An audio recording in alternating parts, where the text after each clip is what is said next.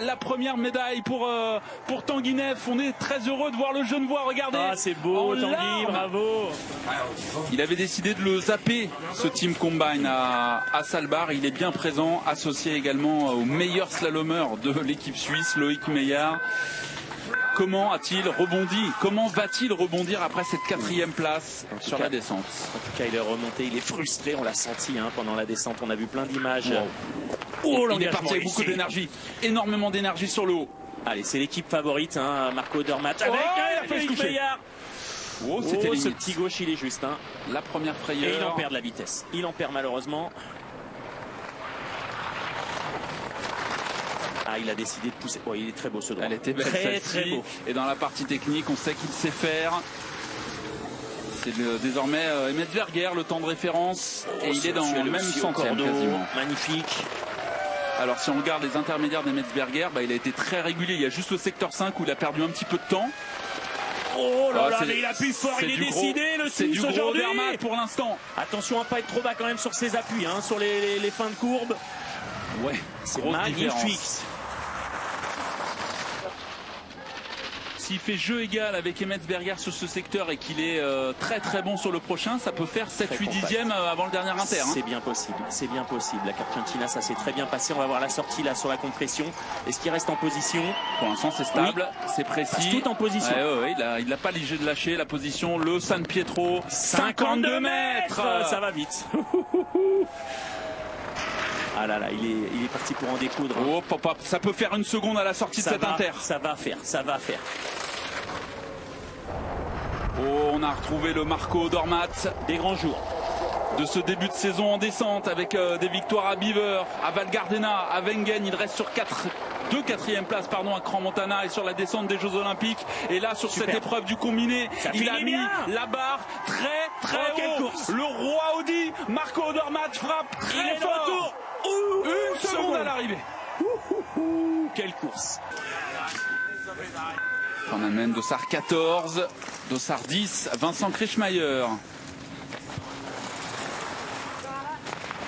L'Autrichien associé à Manuel Feller. C'était déjà le cas lors du combiné de Salbar à domicile en février dernier. Et malheureusement, Feller était sorti lors du slalom. Mais Feller est vraiment dans une belle dynamique, je trouve, en ce moment. Donc ça peut être une très belle équipe. Maintenant, à Krischmeier de rester au contact de Franzoni et Odermatt. Un petit peu bas ici. Vous avez vu comme il a marqué sur ce droit. Il n'est pas assez monté sur son pied droit. Il a voulu privilégier la position. Et c'est 3 dixièmes, assez logique. L'ancien champion du monde de la descente de Cortina a terminé 6e de la descente olympique samedi, Krischmeier.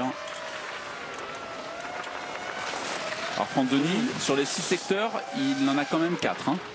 Pareil, là pas forcément décidé sur ces 2 virages. Vous avez vu, très hésitant sur le début de la courbe.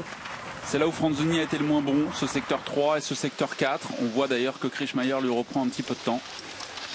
Là aussi, il pourrait lui en reprendre un petit peu à l'italien et encore. Mais sur les secteurs 5 et 6, Franzoni était en mode fusée. Est-ce qu'il revient, Krischmeier?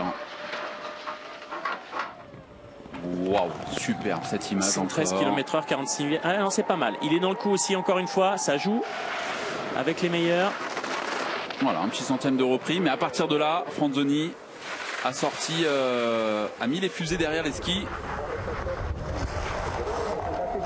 Il y a eu cette petite erreur de ligne commise également par Odermatt. Mais lui aussi est très bas. Vous avez vu, il va jusqu'à la ligne bleue. Il est obligé de rectifier. Et là aussi, c'est pas bon. Il a failli se coucher. Et là, il y a des kilomètres en moins. Ça sera derrière. Encore une hésitation sur ce pied droit. Vincent Krischmeier n'ira pas, a priori, chercher le chrono de Franzoni. Est-ce que ça peut rester devant Odermatt? Oh là là, une seconde. Oh, il a le sourire il va nous tuer là. Il avait le sourire avant le départ. Énorme. Il va la garder jusqu'où cette position de recherche de vitesse. Il y a eu ce saut, il l'a enlevé, il l'a remise et il est dans le même temps que... Alors Monet, non c'est toujours Franzoni qui est en tête sur les chronos de référence. Ok, 146, 147, 147. C'est trajectoire. Il appuie très fort, ça passe toujours. Ah non, là, ça c'est un petit peu bas. Ça a marqué un peu plus qu'avant-hier. Il y a de la vitesse. 3 dixièmes, assez logique sur ce droit. C'est un peu la même course que Monet pour l'instant. Et c'est à partir de cet endroit-là qu'Alexis Monet a été très très rapide. C'est haut ça, il a de la hauteur du coup. Ouais. Les enchaînements de courbes. Ah, il les adore celle-ci. Et comme Monet, hein, il a été très bon dans ce troisième secteur. C'est sa grande force, effectivement, ses trajectoires à pleine vitesse. Argentina. Oh, ça on voit aussi là. Là, il y a de l'engagement. Il y reste hyper compact. Okay, Monet était passé avec 13 centièmes d'avance au prochain intermédiaire. On va voir avec Franjo van Helmen. On va voir la vitesse, la bombe, le frigo, la position. Le ski droit. Vous avez vu le ski droit, Gauthier? Ah oui. C'était chaud. Hein. Ah, c'était chaud. Mais il est en confiance. On a l'impression que toutes ces erreurs-là, il les rattrape. Et il est toujours devant, 2 dixièmes d'avance. Lui aussi a marqué un petit peu sur la sortie de ce pied droit. Ouais, Franzoni a le meilleur temps sur le dernier secteur.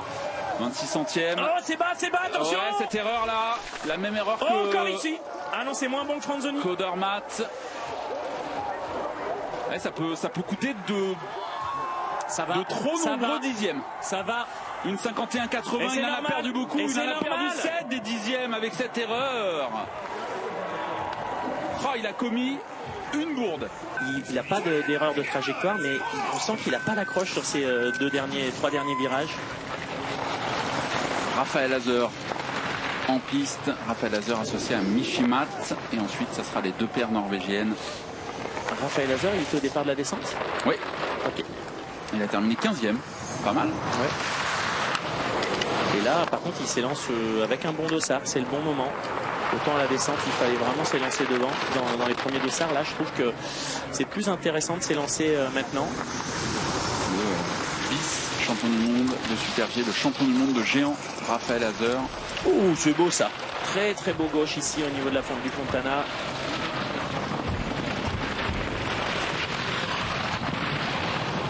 Évidemment, ces Jeux Olympiques, vous les suivez sur Eurosport 1, vous les suivez sur Eurosport 2, vous les suivez également sur HBO Max. Vous pouvez absolument tout voir. C'est encore dans le rythme. Voilà, fixe, toujours très bon, il fait 15 centièmes. Très belle manche. Hein. Il est 4e pour l'instant. J'adore les trajectoires. Quel technicien. Dans la partie technique, il peut être tout aussi bon. Et maintenant, c'est bien lancé, ça il aussi. retrouve la lumière et une belle visibilité. Il est tout petit peu trop en jambes. Attention à ce San Pietro qui est en train d'arriver. Après ce pied gauche, il est là, le saut. Ouais, il manque un petit peu de kilomètre-heure. Ouais.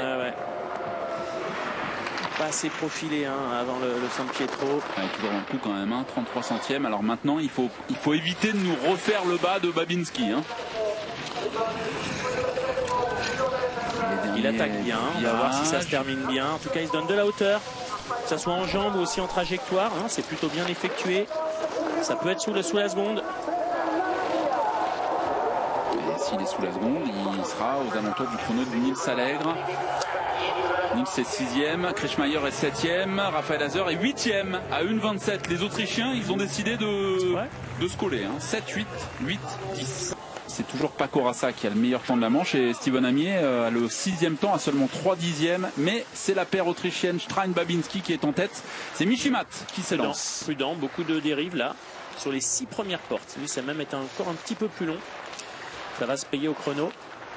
Après, on va voir s'il arrive à remettre le rythme. Mais vous savez, ce skieur...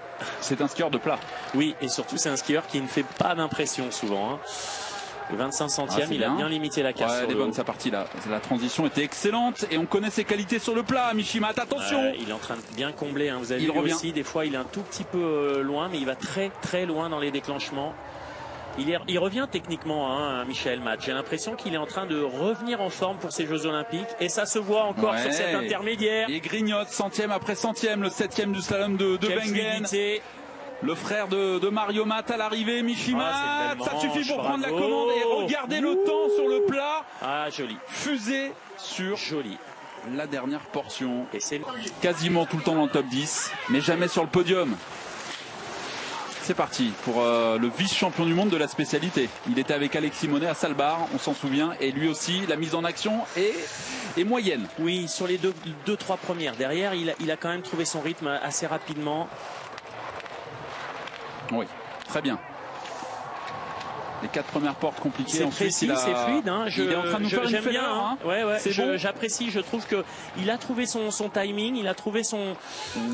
C'est un run pour aller chercher une médaille. Cette histoire là. Il a son rythme depuis la 3-4e porte. Il ne le lâche pas, le Suisse. C'est posé et regardez entre les piquets, ça s'enchaîne très bien. C'est un très bon run. C'est un run de médaillé facile même. 1 seconde 16. Ils étaient 4e. Allez, c'est la médaille au bout pour Tanguy. C'est pas sûr, il y a une petite il en erreur. reste 3 derrière. Oui, mais c'est très vite. Et à l'arrivée, il a pas trop perdu, mais en tout cas, il sera pas loin de la médaille. Je pense que c'est médaillé. Ça c'est médaillé. Ça c'est médaillé. Alors, est-ce que Manuel Feller va confirmer sa bonne forme, lui aussi son retour en pleine forme? Vainqueur du slalom de Kitzbühel sur la Ganzlern il y a quelques jours.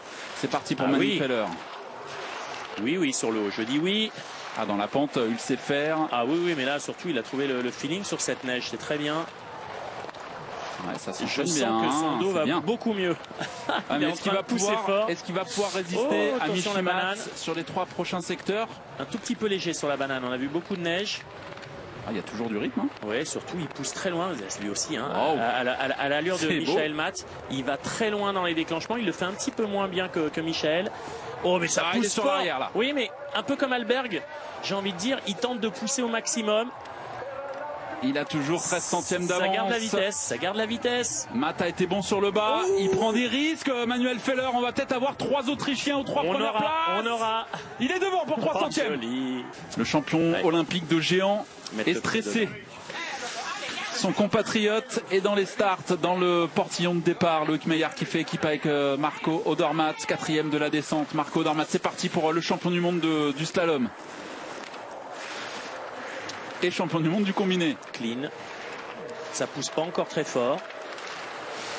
Ouais, c'est moins enlevé que Neff sur ce raccord. Hein. Et ça passe derrière, largement. Ouh, l'ouverture sur la banane. Oh, attention qu'il en manque pas un petit peu par rapport à Tanguy. Ça sent bon la médaille pour Van Almen et Neff. Cette affaire, il est pas dans le coup là aujourd'hui, Loïc Meillard. Il n'y a pas le même rythme que Tanguy. Non, il n'y a pas le rythme, et surtout il se donne beaucoup de marge en entrée. C'est étonnant. Et il faut assurer quand même une place sur le podium provisoire. Il est déjà repoussé à 1 seconde 12. Oh là là, il est en train de passer à côté de sa manche. Il s'est trompé de rythme, d'intention. Et ça va être un nouveau coup dur pour Marco Odermatt ici à Bormio après la 4e place en descente. Il est 2e. Heureusement qu'il finit bien. Il est ex-aequo avec Feller. Incroyable. Mais pas de médaille pour l'Italie aujourd'hui, pas de médaille pour Franzoni. La victoire de Van Almen et de Neff. Elle est belle. Le 2e titre olympique pour Van Almen, la première médaille pour Tanguy Neff. On est très heureux de voir le Genevois. Regardez. Ah, c'est beau, Tanguy, bravo. Et donc aujourd'hui, c'était les Suisses qui étaient les plus forts. La paire Van Almen, Neff, championne olympique du combiné par équipe devant 2 ex-aequo. Vincent Kretschmaier, Manuel Feller pour l'Autriche et Marco Odermatt et Loïc Meillard qui viennent chercher la médaille d'argent.